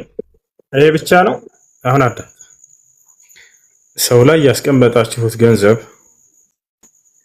እንደሚመለስላችሁ እርግጠኛ ከሆናችሁ ዘካት አወርጡለታላችሁ እያሰባችሁ በየዓመቱ። እንደሚመለስላችሁ እርግጠኛ ያልሆናችሁበት ገንዘብ ከሆነ ግን አታወጡ። ሚዛን በተለይ ደግሞ ከተዋዋላችሁበት ቀን ካሳለፈ ሰውየው የዛኔ ይሄ ሰውዬ ጊዜውን አሳለፈ እንደሚመለስላችሁ እርግጠኛ አልሆናችሁም። ስለዚህ ከዛን ጊዜ ጀምሮ ዘካ ያቆማል። ምናልባት ግን ቢመልስልኝ ነው ልጅ እያለ ያለው። ምናልባት ቢመልስልኝስ? ከመለሰልህ ያን ገንዘብ ታወጣለታለህ። ዘካ ያልተወጡበት ጊዜያቶች ታስበው ይወጣሉ። እንዴት ነው የማወጣው የሚለውን በተመለከተ የአንድ ዓመት ዘካ ከሆነ ለ40 ከፍለህ ነው የምታወጣው። የአንድ ዓመት ዘካ ከሆነ ለ40 ተከፍለዋለህ። የሚመጣው ውጤት የዘካ ነው። ያ ውጤቱ የዘካ ገንዘብ ነው። ለምሳሌ 100 ሺህ ብር ከሆነ 100 ሺህ ሲካፈል ለ40 ታደርግና የሚመጣው ውጤት የዘካ ብር ነው 2500 ብር። የ2 ዓመት የ3 ዓመት ከሆነ በዚሁ መሰረት አስልተህ ትሰጣለህ ማለት ነው። አይ እሺ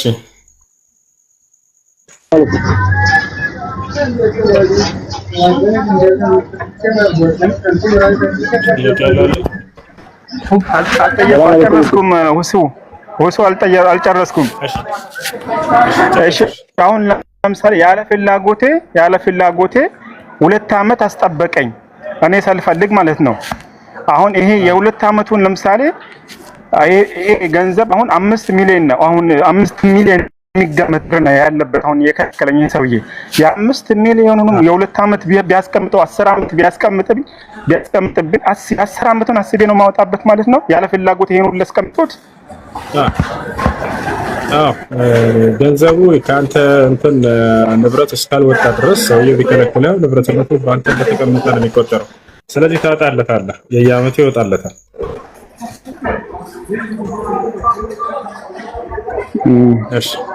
እሺ በዚሁ እንደገና አስቀጥዬ ሌላ ጥያቄ። አሁን ለምሳሌ ወንድሞቼ አሉ። አንድ ወንድሜ ከእናቴ ጋር ይኖራል፣ አንዱ ደግሞ ለብቻው ይኖራል። ለነዚህ ወንድሞቼ ዘካ ቢሰጣቸው እነሱ ወንድሞቼ ደግሞ ለቤተሰቦቼ ለራሳቸው በራሳቸው በሰጣቸው ገንዘብ ለቤተሰቦቻቸው ለእናትና አባቴ ቢሰጡ እኔ ተጠያቂ ይሆናለሁ? እኔ እንዳሰጡ ብዬ ሰጥቻቸዋለሁ ለነሱ። እነሱ ደግሞ ከሰጣህን በኋላ ምን አገባህ አሉኝ። ይሄ እንዴት ይታያል?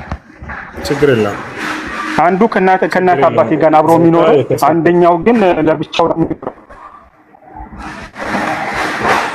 እሺ አዳምጥ። እሺ አንተ ኔት አድርገውና አዳምጥ። እሺ በመሰረቱ ለወንድም ዘካ መስጠት ይቻላል አይቻልም ከሚለን እንጀምራለን። ለወንድም ዘካ መስጠት ይቻላል አይቻልም? ወንድም ለሁለት ይከፈላሉ። መስጠትም ይቻላል፣ መስጠትም አይቻላል።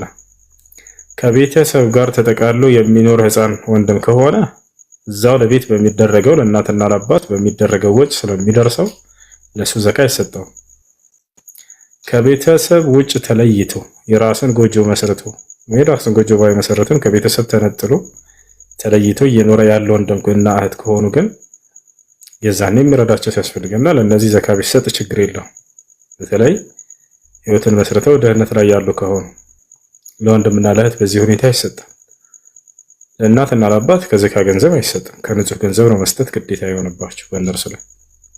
ለዛኔ ለእናትና ለአባት በምትሰጡት የሚደርሰው ሕፃን ልጅ ከሆነ ቤት ውስጥ ያለው ለእሱ ተለይቶ ዘካ አይሰጠው። ነገር ግን ለውጭ ከሆነ የራሱን ጎጆ መስርቶ እየኖረ ያለ ወንድም ወይንም እህት ድህነት ላይ ወይንም ዘካ የሚያስፈልጋቸው ሁኔታ ላይ ቢደርሱ እዛኔ ለእነሱ መስጠት ትችላላችሁ። አሁን ጥያቄው ምንድነው? እሱ ለእነዚያ የሰጠዋቸው ወንድሞቼ ለቤተሰብ እንደገና ዞሮ በስጦታ መልክ ቢሰጧቸውስ ችግር የለውም።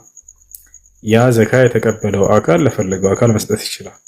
ያንን በስጦታ በሀዲያ መልክ ለሆነ አካል ለቤተሰቡ ሊሆን ይችላል፣ ለእናትና ለአባት አምጥቶ ቢያበላቸው ከዚያ ነገር ላይ እንደ ኃጢአት አይቆጠርም። እሺ ቀጥሉ። ሰላም አለይኩም። ሰላም ያን ጥያቄ በመደኝ ነው ቲክቶክ ላይ ሳይሆን ጥያቄ ይግራል። ረሱልና ነብይ ልዩነት አለ? ረሱልና ነብይ እሺ መታጥቀሽ ተቻርደዋል አዳምጠዋል ሰንከታች። እሺ ረሱልና ነብይ ልዩነት አለ ወይ የሚል ነው። ላገባ ነው አስገባኝማ እና እዚህ ልታገባ ነው ኑሩ ልታገባ ነው እዚህ ሰርገን ቲክቶክ ላይ ልታደርግ ነው ጌታ ሰው። ለማንኛውም ما هو الفرق بين الرسول والنبي برسولنا በነብይ መካከል ያለው ልዩነት ምንድነው? አንድ ሜት አድርገው በዑለሞች ዘንድ ሁለት ፍቺ አለው። የመጀመሪያው ፍቺ ምንድነው? النبي من أوحي إليه بشرع ولم يؤمر بتبليغه والرسول من أوحي إليه بشرع وأمر بتبليغه። አንደኛው ፍቺ ይሄ ነው። ነብይ ብሎ ማለት ከአላህ ዘንድ ራእይ የሚወረድለት ግን የማድረስ ግዴታ ያልተጣለበት። ረሱል ማለት ደግሞ ልክ እንደ ነብይ ከአላህ ዘንድ ራእይ ይወረድለታል፣ እርሱ ደግሞ የማድረስ ግዴታ ተጥሎበታል። ስለዚህ አንድ የሚያደርጋቸው ምንድነው? የሚለያያቸው ምንድነው?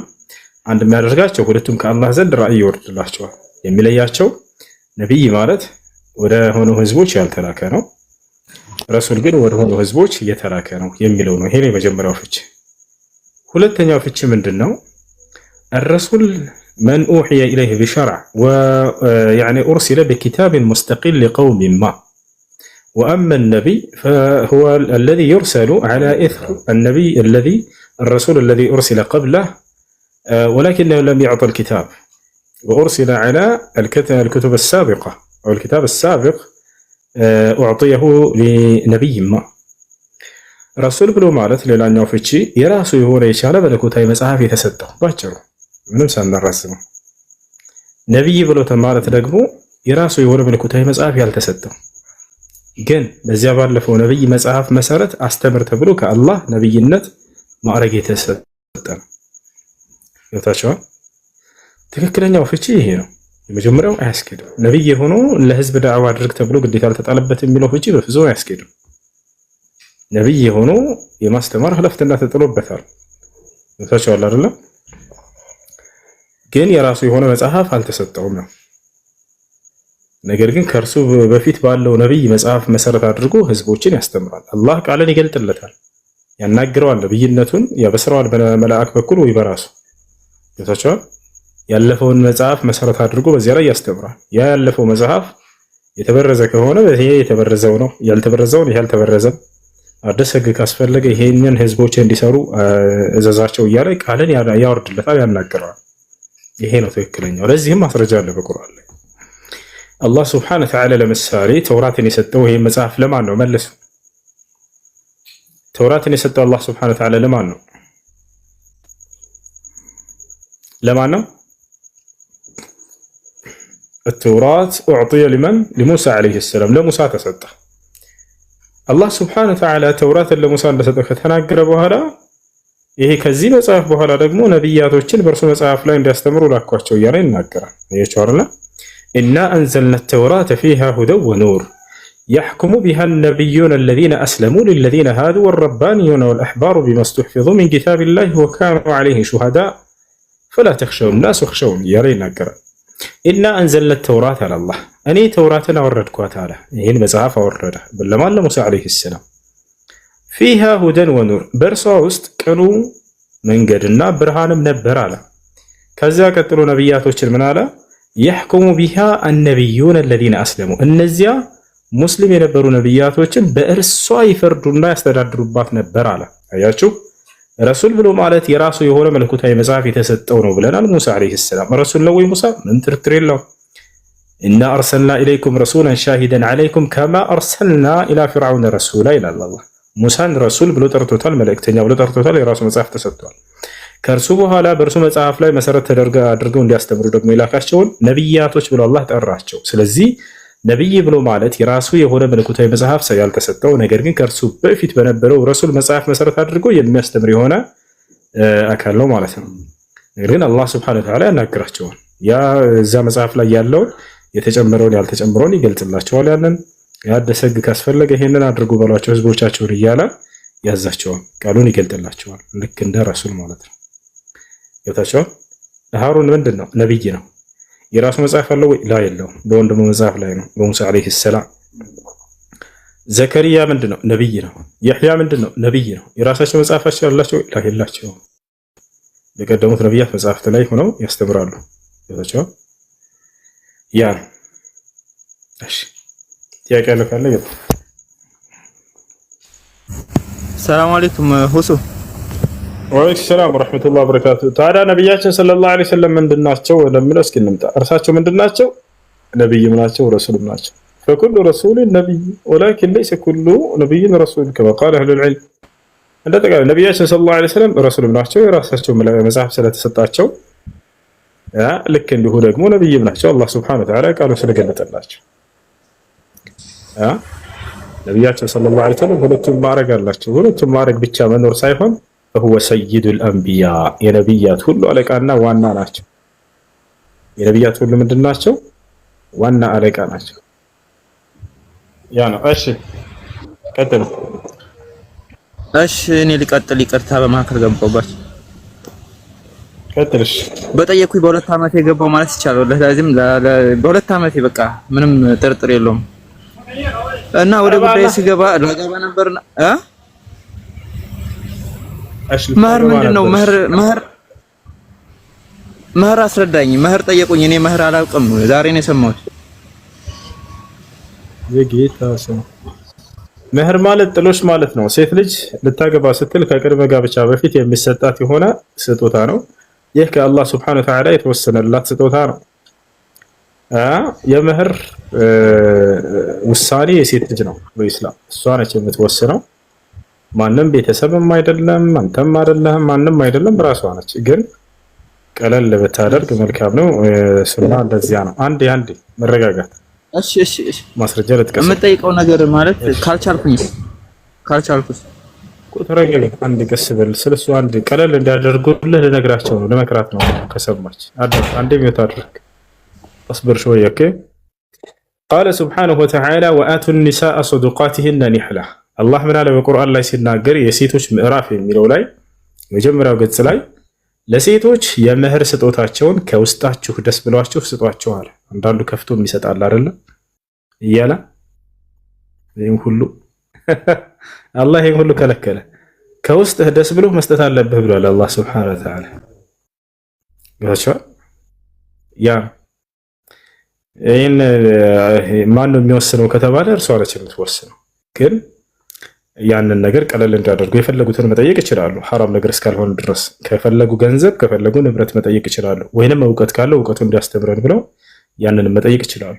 በነብያችን ሰለላሁ ዐለይሂ ወሰለም ጊዜ ቁርአን ሐፍዘዋልና ሰውየው ዘወጅቱከ ቢማ ማዕከ ሚነል ቁርአን ብለውታል። ነብዩ ሰለላሁ ዐለይሂ ወሰለም ከአንተ ዘንድ ባለ ቁርአን ድሬሃለሁ ብለውታል። ሁለተኛ ከፈለገች ቀለል ባለ ነገር በሌላ ነገር ማድረግም ይቻላል። ያቻው ነብያችን ሰለላሁ ዐለይሂ ወሰለም ሐዲስ ላይ ሲናገሩ ስለ መህር ምን አሉ? ኸይሩ ኒካህ አይሰሩሁ አሉ። ከጋብቻዎች ሁሉ በላጩ ጋብቻ መህሩ ቀለል ያለበት ጋብቻ ነው ብለው ተናግረዋል። ያን ያክል አታጋኑ። الإمام ابن القيم الجوزية رحمه الله تعالى قال المغالاة في المهر ليس من هدي النبي صلى الله عليه وسلم. مهرن ማጋነን ከነብዩ ሰለላሁ ዐለይሂ ወሰለም መንገድ አይደለም ብሏል ኢብኑ አልቀይም። ስለዚህ ቀለል አድርጉላችሁ። ቢያንስ አንዲት መኪና ምናምን ትበቃለች፣ ወይንም አንዲት ሚሊዮን ብር ምናምን። እና ያክል ከተጋነነ ማን ነው ሊያገባ የሚችለው ታዲያ? በዚህ ጊዜ በጣም ከባድ ነገር ላለሽ ወንድም ያቀልላል ኢንሻአላህ። እሺ አመሰግናለሁ በጣም ታንኪ። አይ መርሐባ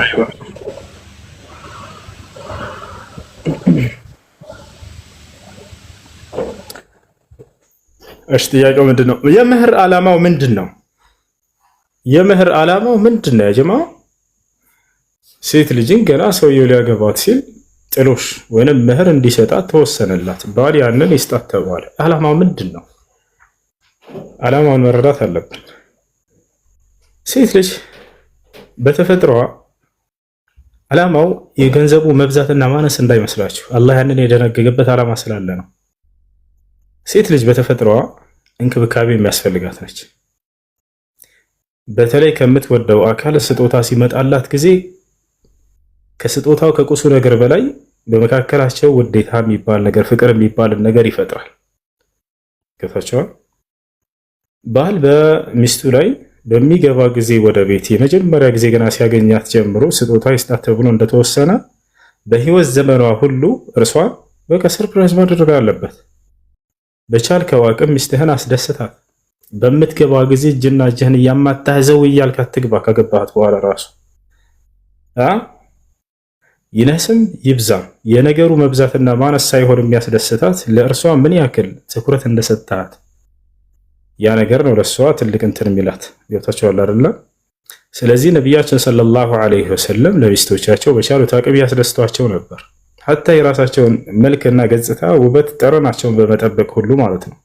ሌላ የምትሰጣት ነገር ባይኖር እንኳን ራስህን ጠብቅ፣ ፏ ብትን አድርግ። ቃለ ዐብዱላህ ብኑ ዐባስ እኒ አተዘየኑ ሊምረአቲ ከማ ተተዘየኑ ሊ። ዐብዱላህ ብኑ ዐባስ ምን አለ? ሚስቴ ለእኔ እንደምትዋብልኝ እኔ ለእርሷ መዋብላታለሁ አለ። ሰሃቦች በጣም ፏ ያሉ ነበሩ። ነቢያችን ሰለላሁ ዐለይሂ ወሰለም በሆነ ቦታ ሲያልፉ የሆነ የሚገርም ጠረን ደስ የሚል ሽታና መዓዛ ያለው ሽቶ ካሸተቱ ሰሃቦች ለቀድ መረ ረሱሉላህ ቢሃዛ ጠሪቅ ይሉ ነበር። በእርግጥም የአላህ መልእክተኛ በዚህ ያልፈው ነበር ማለት ነው ይላሉ። በጥሩ መዓዛ መታወቅ አለበት። ወደ ቤት ስትገባ ምናምን እንደዚህ ፏ ብትን የሆነ ስጦታ ይዘህ ግባ። ዝም ብለህ እጅና እግርህን እያማታህ አትግባ። አረ ቢያን ሊያስተምረን ነው። አላህ ሱብሓነሁ ወተዓላ ቀድሞ ጥሎሽን በመህር አላህ ሱብሓነሁ ወተዓላ የደነገገው በህይወት ዘመኗ በስጦታ ሊያስደስታት ይገባል። ሰው የቻለው አቅም። ጥያቄ ያለ? አሎ አትስማዕ ከላሚ? እሺ ያ ነው ለማንኛውም እሺ ሰማችሁ። አሁን አለይኩም ሰላም ወራህመቱላሂ ወበረካቱ። ናም ጥያቄ ከጨረሱ ግጥም ማቅረብ እችላለሁ? ቻው እሺ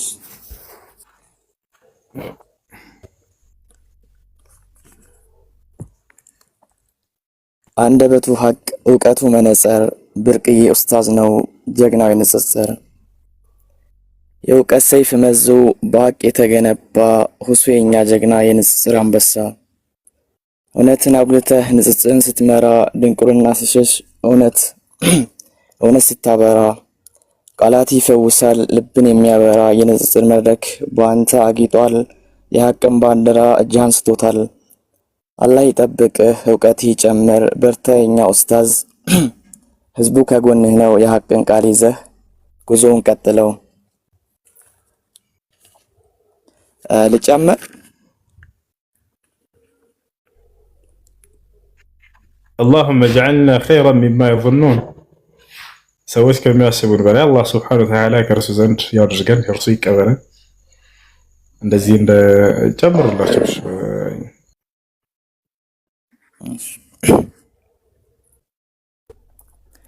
ተፈጥረን ነበረ ከአንድ አይነት አፈር ፍቃድም ተሰጥቶን ለመኖር ምድር ላይ መተናል በአላህ ችሮታ።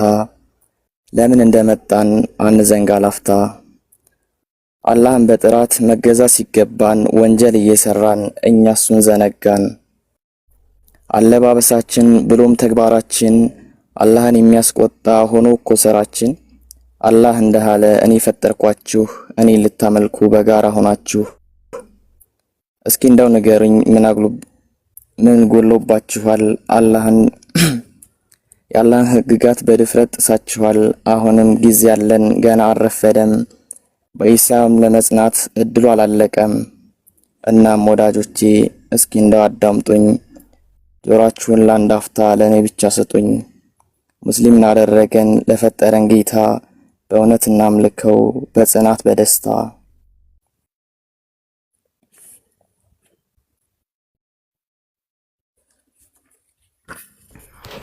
ما شاء الله عبدالله جزاك الله خير وبارك الله فيك وإياكم الشيء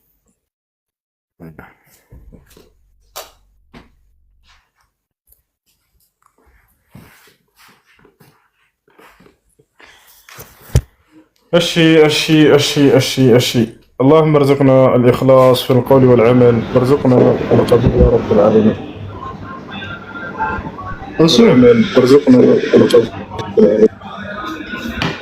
እሺ እሱ ሌላ ጊዜ እመጣለሁ በቃ ልውረድ እሺ አይ ይቻላል እሺ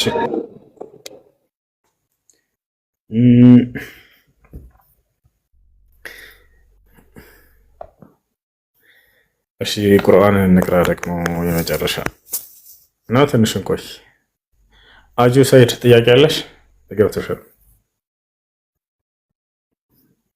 አጁ ሰይድ ሰላም አለይኩም ወአለይኩም ሰላም ወራህመቱላህ ጥያቄ ነበር ልጠይቅ እሺ ዊግ መሸጥ እንዴት ይታያል ማለት ሐራም ይሆናል መጠቀሙ ሳይሆን መሸጡ አይቻልም ሐራም ከተደረገ አንድ ነገር ያን ነገር ሽጦ ገንዘቡን መጠቀም በእስላም ሐራም ነው ነብያችን ሰለላሁ ዐለይሂ ወሰለም ሐዲስ ላይ ሲናገሩ ኢነላህ ኢዛ ሐረመ ሸይአን ሐረመ አክለ ሰመኒሃ አላህ አንድ ነገር ሐራም ሲያደርግ የዚያን ነገርንም ገንዘብ ዋጋውን መብላትንም ሐራም አድርጓል ብለው ተናግረዋል ስለዚህ አይቻልም ማንኛውም ሐራም የተደረገ ነገር እርሱን መሸጥና ገንዘቡን መብላት መጠቀም ሐራም ነው እሺ ከላይ ያለው ሰላም ብያለሁ ሙዜ ይሰማል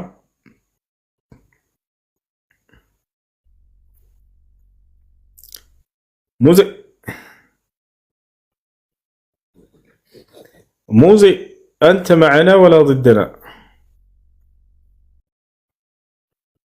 هتسمع كلامي እሺ ገቢው ለቤተ ክርስቲያን የሚሆን እቃ ወይንም ሽያጭ ገዝቶ መጠቀም እንዴት ይታያል እቃ ሆነ ወይንም ምግብ አሁን ይሰማል እሺ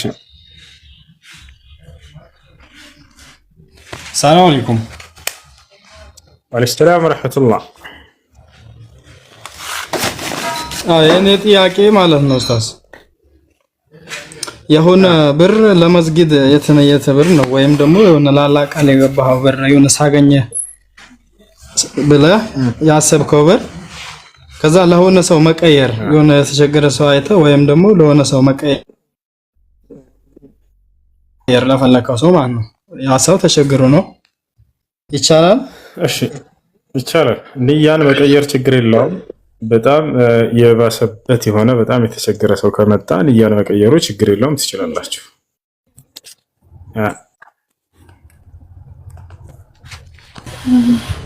አይሰማም ወአለይኩም ሰላም ትችላለህ ወአለይኩም ሰላም ሻሃዳ ለመያዝ ፈልጌ ነበር ከዚህ በፊት ሙስሊም ነበርሽ ክርስቲያን እሺ እስልምና እንድትቀበይ ያስገደደሽ የለም የራስሽ ፈቃድና ፍላጎት ነው አይደለ እሺ የምለውን ቃል አብረሽ እየተከተልሽ በይ እሺ أشهد أن لا إله إلا الله إلا الله إلا الله إلا الله إلا إلا إلا الله الله وأشهد أن محمدا رسول الله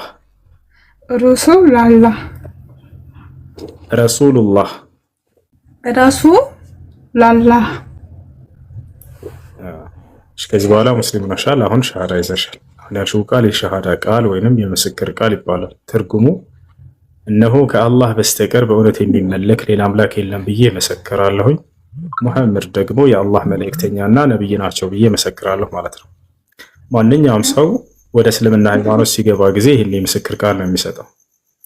አንድ ሰው በመስለሙ ምን ያገኛል ወደሚለው እንምጣ። አንድ ሰው በመስለሙ ያለፈ ኃጢአት ሁሉ ይማርለታል፣ ኃጢአቱ ሁሉ ይሰረይለታል። አላህ ይህን በቁርአን ላይ ሲናገር ቁል ሊለዚነ ከፈሩ እየንተሁ ይግፈር ለሁም ማ ቀድ ሰለፍ ይላል። ሙሐመድ ሆይ ለእነዚያ ለካዱት ሰዎች እንዲበላቸው ካሉበት ክህደት ቢቆጠቡና ወደ እኔ ቢመለሱ ያለፈው ኃጢአታቸው ሁሉ ይማርላቸዋል፣ ይህን ንገራቸው ብሏል። ነቢያችን ሰለላሁ ዐለይሂ ወሰለም ታዲያ ሐዲስ ላይ ሲናገሩ አልኢስላም የጅቡ ማ ቀብለሁ አሉ። እስልምና ከእርሱ በፊት ያለን ኃጢአት ያስተሰርያል አሉ። ስለዚህ አንድ ሰው የሚያገኘው ነገር ወደ እስልምና ሲመጣ የመጀመሪያው ትልቁ ጸጋ እዚህ ዓለም ላይ ከኃጢአት ንጹህ ሆኖ መገኘት ነውና በሰለመበት ቀን ኃጢአቱ ሁሉ ይማርለታል። ሌላኛው ነገር ምንድን ነው? ከሞት በኋላ ስላለው ምን ይላል እስላም? ለሰለሙ ሰዎች ምን ተስፋ አላቸው ከተባለ ጀነት እንደሚገቡ አላህ ቃል ገብቶላቸዋል በቁርአን ላይ። ነቢያችን ሰለላሁ ዐለይሂ ወሰለም ልክ እንዲሁ በሐዲስ ላይ አላህ በቁርአን ላይ ሲናገር አለዚነ አመኑ ቢአያቲና ወካኑ ሙስሊሚን ኡድኹሉል ጀና ይላል። እነዚያን በአናቅጾች ያመኑትንና ሙስሊሞች የሆኑትን ገነትን ግቡላቸዋለሁ ብሎ ተናግሯል። ነቢያችን ሰለላሁ ዐለይሂ ወሰለም ሐዲስ ላይ ሲናገሩ አልጀነቱ ላ የድኹሉሃ ኢላ ነፍሱ ሙስሊም አሉ። ገነትን ሙስሊም ነፍስ እንጂ ሌላ ማንም አይገባባትም ብለው ተናግረዋል። ስለዚህ ሙስሊሞች በቀጣዩ ዓለም ወደ ገነት እንደሚገቡ ቃል በቃል አላህ በቁርአን ላይ ነብዩ ሰለላሁ ዐለይሂ ወሰለም ሐዲስ ላይ ተናግረዋል ማለት ነው። ከዚህ በኋላ በሷ ላይ ምን ማድረግ ይጠበቅባታል ወደሚለው ስንመጣ ለዚህ ላመነችውና ለመሰከረችው ለአንድ አምላክ ለአላህ ሱብሓነሁ ወተዓላ ብቻ መስገድ፣ ያ ነው እርሱን በብቸኝነት ማምለክ። ስለዚህ ሙስሊም ጓደኞች ካሉሽ ስለ ሶላት አሰጋገድ እንዲያስተምሩሽ ትጠይቂያቸውና ሻወር ትወስጃለሽ፣ ንጹህ ልብስ በመልበስ ሶላት መስገድ ትጀምሪያለሽ ማለት ነው። ስለ ሶላት አሰጋገድ ካስተማሩሽ በኋላ ከዚያ እስላማዊ ትምህርቶችን እየተከታተልሽ አላህ የሚያዘሽን መፈጸም፣ የሚከለክልሽን በቻልሽው አቅም መራቅ። በዚህ መልኩ በእስላም ላይ ትኖሪያለሽ ማለት ነው። ጥያቄዎች በሚኖሩሽ ጊዜ እየመጣሽ መጠየቅ ትችያለሽ። ይሄ ነው። እሺ